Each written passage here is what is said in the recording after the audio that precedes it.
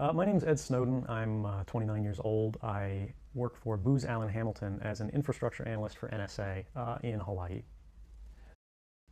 What are some of the positions that you held previously within the intelligence community? I've been a systems engineer, systems administrator, senior advisor for the Central Intelligence Agency, solutions consultant, and a telecommunications information systems officer.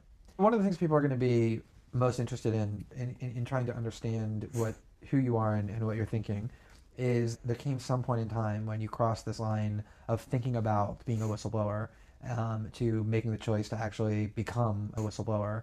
Walk people through that decision-making process. When you're in positions of privileged access, like a systems administrator for these sort of intelligence community agencies, you're exposed to a lot more information on a broader scale than the average employee. And because of that, you see things that may be disturbing, but over the course of a normal person's career, you'd only see one or two of these instances.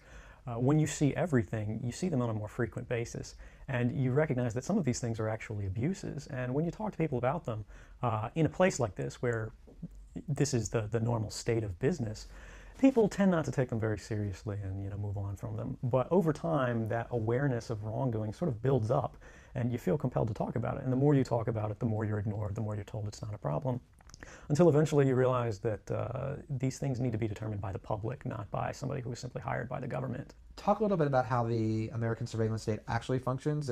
Does it target the actions of Americans? NSA and the intelligence community in general is focused on getting intelligence wherever it can, by any means possible, that it believes on the grounds of sort of a self-certification that they serve the national interest.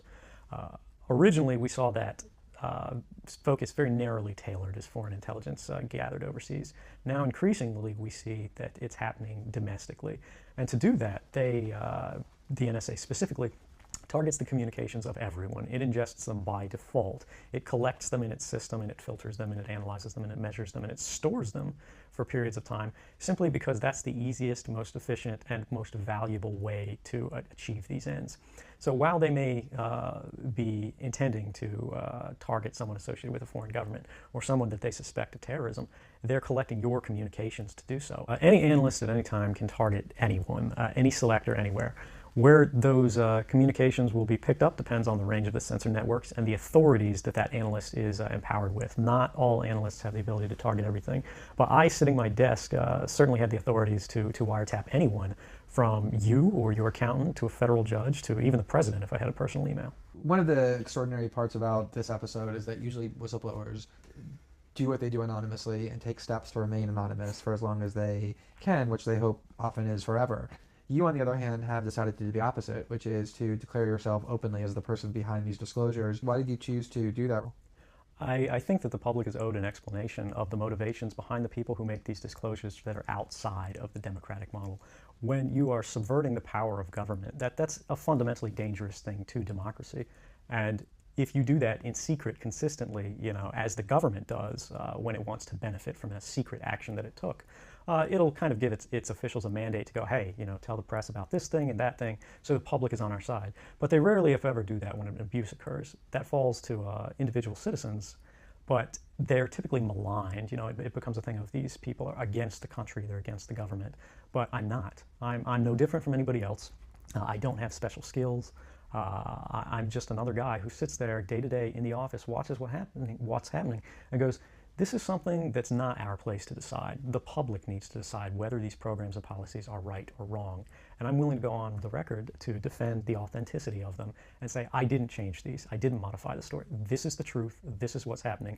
You should decide whether we need to be doing this. Have you given thought to what it is that the U.S. government's response to your conduct is in terms of what they might say about you, how they might try to depict you, what they might try to do to you? Yeah, I could be, rendered by the CIA. I could have people come after me, or any of their third-party partners. They work closely with a number of other nations, or they could pay off the triads, or any of their agents or assets. We've got a CIA station just up the road in the consulate here in Hong Kong, and I'm sure they're going to be very busy for the next week. And that's a fear I'll live under for the rest of my life, however long that happens to be. You can't come forward against the world's most powerful intelligence agencies and be completely free from risk, because they're such powerful adversaries that no one can meaningfully oppose them. If they want to get you, they'll get you in time. But at the same time, you have to make a determination about what it is that's important to you. And if living unfreely but comfortably is something you're willing to accept, and I think many of us are, it's the human nature. You can get up every day, you can go to work, you can collect your large paycheck for relatively little work against the public interest, and go to sleep at night after watching your shows. But if you realize that that's the world that you helped create, and it's going to get worse with the next generation and the next generation who extend the capabilities of this sort of architecture of oppression, you realize that you might be willing to accept any risk. And it doesn't matter what the outcome is, so long as the public gets to make their own decisions about how that's applied. Why should people care about surveillance? Because even if you're not doing anything wrong, you're being watched and recorded. And the storage capability of these systems increases every year consistently by orders of magnitude, to where it's getting to the point you don't have to have done anything wrong. You simply have to eventually fall under suspicion from somebody, even by a wrong call. And then they can use the system to go back in time and scrutinize every decision you've ever made, every friend you've ever discussed something with, and attack you on that basis to sort of derive suspicion from an innocent life and paint anyone in the context of a wrongdoer. We are currently sitting in a room in Hong Kong, which is where we are because you've traveled here.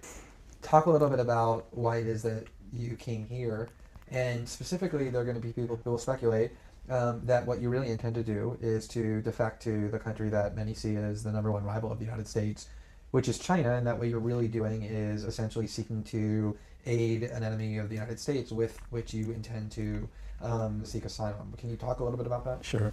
So there's a couple assertions in those arguments that are sort of embedded in the questioning of the choice of Hong Kong. The first is that China is an enemy of the United States. It's not. I mean, there are conflicts between the United States government and the Chinese PRC government, but the peoples inherently, we don't care. We trade with each other freely. We're not at war. We're not in armed conflict, and we're not trying to be. We're the largest trading partners out there for each other. Additionally, Hong Kong has a strong tradition of free speech. People think, oh, China, great firewall. Mainland China does have significant restrictions on free speech, but the people of Hong Kong have a long tradition of protesting in the streets, of making their views known. The internet is not filtered here, no more so than any other Western government. And I believe that the Hong Kong government is actually independent in relation to a lot of other leading Western governments.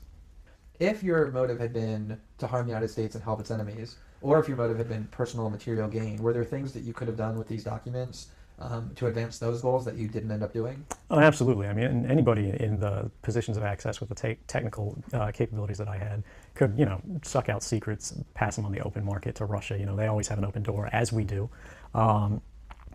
I had access to, the full rosters of everyone working at the NSA, the entire intelligence community, and undercover assets all around the world, the locations of every station we have, what their missions are, and so forth.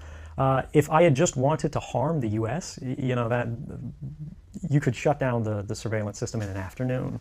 But that's not my intention, and I think for anyone making that argument, they need to think, if they were in my position, and you live a privileged life, you're living in Hawaii in paradise and making a ton of money, what would it take to make you leave everything behind? The greatest fear that I have regarding the outcome for America of these disclosures is that nothing will change. People will see in the media all of these disclosures. They'll know the lengths that the government is going to grant themselves powers unilaterally to create greater control over American society and global society. But they won't be willing to take the risks necessarily to stand up and fight to change things, to force their representatives to actually take a stand in their interests. And the months ahead, the years ahead, it's only going to get worse, until eventually there will be a time where policies will change, because the only thing that restricts the activities of the surveillance state are policy.